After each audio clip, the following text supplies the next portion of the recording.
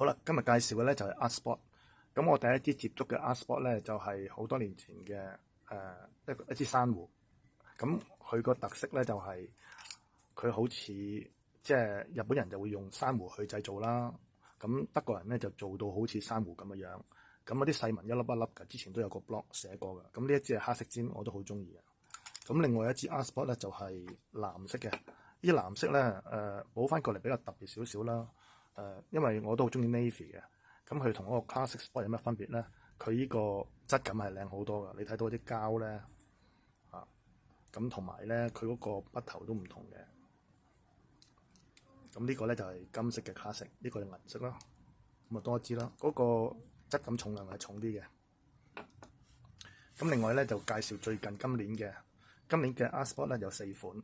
咁第一款咧就係呢一隻可以琥珀咁樣，呢支好靚嘅琥珀。金色嘅，金色配翻呢個金尖，金色嘅鋼尖。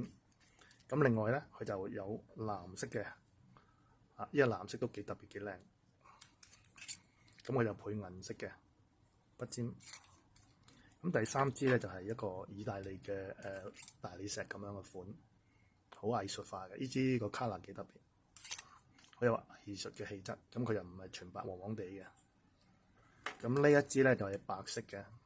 呢支白色當其時Art Sport 有早期嘅，有第一代、第二代、第三代。咁嗰陣時係搶得好靚，呢支係搶手。咁係4支嘅，多謝觀看。